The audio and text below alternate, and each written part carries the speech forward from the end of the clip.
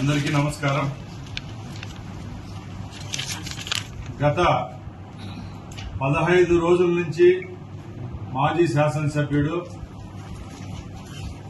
YCP నాయకుడని చెప్పుకుంటున్న అధికార ప్రతినిధి రాష్ట్ర ప్రతినిధి ఏదేసారు లాస్ట్ 30 రోజుల్లో ఇక్కడ టికెట్ రాలేదని చెప్పి క్యాష్కి అక్కడ పోయిన వ్యక్తి ఆయన నా మీద నా కుటుంబం మీద కొన్ని ఆరోపణలు చేయడం జరిగింది.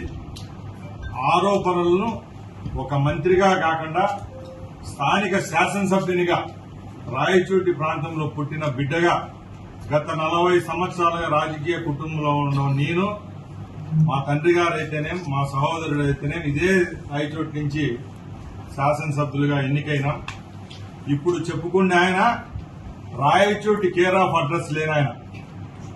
ఒక నియోజకవర్గాన్ని తుంటలుగా వేస్తే 2 మండలాలు ఇక్కడ వచ్చి కలిస్తే 15 సంవత్సరాలు తెలుగుదేశం పార్టీ ఇన్ఛార్జిగా ఉంటూ తెలుగుదేశం అధికారంలో ఉన్నప్పుడు కూడా ఒక సూడో ఎమ్మెల్యే లాగా, అంటే ఒక పార్టీ అధికారంలో ఉండి శాసనసభ్యుడిగా ఓడిపోతే ఒక ఇన్ఛార్జి పదవి ఇస్తారు.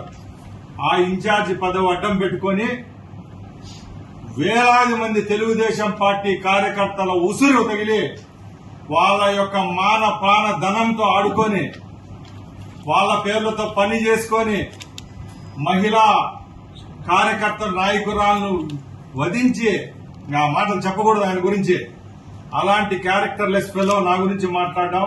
నేను చెప్తున్నా, 20 సంవత్సరాల నుంచి ఏ రోజు అధికారం ఉండే పార్టీలో లేను నేను.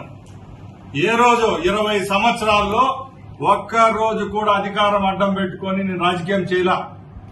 ఇతని జీవితం అంతా రాజకీయంగా భిక్ష పెట్టిన తెలుగుదేశం పార్టీని అంటిమెట్టి పెట్టుకోనుండి తెలుగుదేశం పార్టీ ఇన్ఛార్జిగా 4 సార్లు ఓడిపోయినాడు.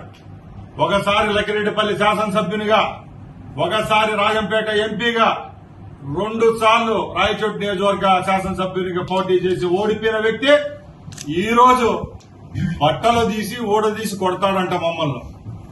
ఎప్పుడు మీరు అధికారంలోకి వచ్చేది? ఇంకా భ్రమలో ఉన్నావా? నేను అడుగుతున్నా, దమ్ము ధైర్యం ఉంటే రాయచోటి నియోజకవర్గంలో వైసీపీ పార్టీలని స్థానం ఏంది అడుగుతున్నా.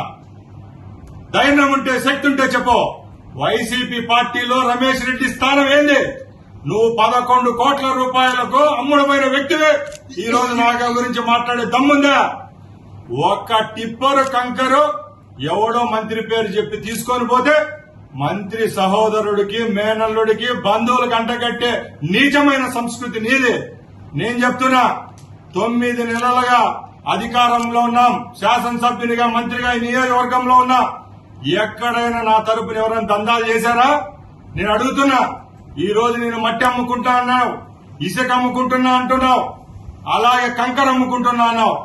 నీకు దమ్ము ధైర్యం ఉంటే ఈ రోజు రాయచోటి ప్రాంతంలో 11 క్రషర్లు ఉన్నాయి. నేను చెప్తున్నా, ప్రమాణం చేస్తా, వచ్చి ఎవరన్నా రాంప్రసాద్ రెడ్డి కప్పం కట్టమన్నాడేమో నువ్వు చెప్పించగలవా అని అడుగుతున్నా. ఆ రోజు నువ్వు ఒక ఇన్ఛార్జిగా ఉంటే చిన్న చితక నాయకుల పేర్లతో వర్కులు పెట్టి వాళ్ళను ఎండకు జేసీబీలు పెట్టి వర్కులు చేస్తే బిల్లులు నీ చెంచాగాల పేరుతో నీరు చెట్టు పనులు తీసుకుని ఆ డబ్బులు బొక్కింది నువ్వు కదా అని అడుగుతున్నా. ఈ రోజుకి ఛాలెంజ్ చేస్తున్నా. గౌరవ ముఖ్యమంత్రి చంద్రబాబు నాయుడు గారు తెలుగుదేశం పార్టీ కార్యకర్తలు నష్టం పోయినారని 2014-19 మధ్యలో పనులు చేసిన వాళ్ళకి బిల్లులు వస్తామంటే ఈ రోజు ఆ రోజు నువ్వు చేసుకున్న వర్కులు కూడా ఎవరైతే తెలుగుదేశం పార్టీలో ఉన్న కార్యకర్తలను నువ్వు రాయబారాలు పంపి ఆ బిల్లు నాకు ఇవ్వండి అని అడగలేదని అడుగుతున్నా. అంతే తప్పగా మా మీద నిందలేయడం పెద్ద గొప్ప కాదు. ఈ రోజు రాయచోట్ల రౌడీజం అంటున్నావు. నేను ఒకటే చెప్తున్నా, నువ్వు 8 నెలల తర్వాత ఈ పార్టీలో ఉన్నావు, వైసీపీలో. ముందంతా నీకు రౌడీజం కనపడలేదా? ఆ రోజు నీ వీడియోలో ఎన్నికది. ఆ రోజు నువ్వేం చెప్పావు? జగన్ గురించి ఏం చెప్పావు? ఇక్కడ స్థానిక శాసన సభ్యుల గురించి ఏం చెప్పావు?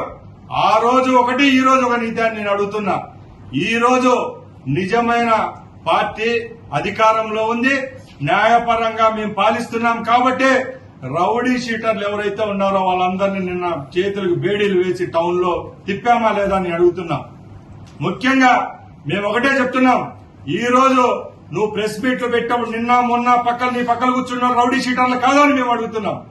అంతే తప్పక మా గురించి ఏమన్నా మాట్లాడితే, మా కుటుంబం గురించి ఎక్కడన్నా మాట్లాడితే సహించే ప్రసక్తే లేదని తెలియజేసుకుంటున్నాం. ఒకటే చెప్తున్నా, ఏదైనా నీకుంటే న్యాయపరంగా మా పైన చర్యలు తీసుకో. అంతే తప్పక నువ్వు ప్రెస్ మీట్ రాత్రి 12కు పొద్దున్నే 10 గంటలకు ప్రెస్ మీట్ పెట్టి మా గురించి కామెంట్ చేస్తే రాయచుట్లు తిరగలేవని చెప్తున్నా.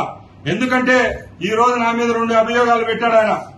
12 కోట్ల రూపాయలు ఆయన క్రషర్ మీద ఫైన్ వేయించాడంట మంత్రి పెత్తనం ఎంతవరకు ఉంటుందండి? ఒక 2 లక్షలో 3 లక్షలో 4 లక్షలో ఫైన్ వేయించే శక్తి ఉంటుంది. నేను మైన్స్ మినిస్టర్ కాదు. నువ్వు గత 10 సంవత్సరాలు ఎప్పటి నుంచి అయితే క్రషర్ పెట్టావో అక్రమంగా మైనింగ్ చేస్తే ఈ రోజు రాష్ట్రంలో అలాంటి వాళ్ళందరినీ తాటి తీసేదానికి ఎన్ఫోర్స్మెంట్ ఒకటి పెడితే గవర్నమెంట్ ఆ ఎన్ఫోర్స్మెంట్ వాళ్ళు నీ మీద 12 కోట్ల ఫైన్ రాస్తే అక్కసుతో అది నేను వేయించినానని ఈరోజు చెప్పుకుంటున్నావు. అలాగే ఇతను చెప్తున్నది ఒక అబద్ధం చెప్తున్నాడు. ఏదైతే వర్క్ ఆయనకు వచ్చింది అక్కడ కంకర తోలితే మా మనుషులు ఎత్తుకొని పోయినారని చెప్తున్నారు. ఒకసారి గమనించండి, మీ అందరికీ ఈ పేపర్ కూడా ఇచ్చా. గత వారం రోజుల ముందు NHE ఎవరైతే ఉంటారో ఆయనే వీళ్ళకి లెటర్ ఇచ్చారు. మీకు ఈ వర్క్ అలాట్ కాలేదు, ఈ వర్క్ అలాట్ అయింది సురేష్ కుమార్ రెడ్డి అని చెప్పి నెల్లూరు వాసి ఆయన అలాట్ చేసుకుంటే ఈయన డిపార్ట్మెంట్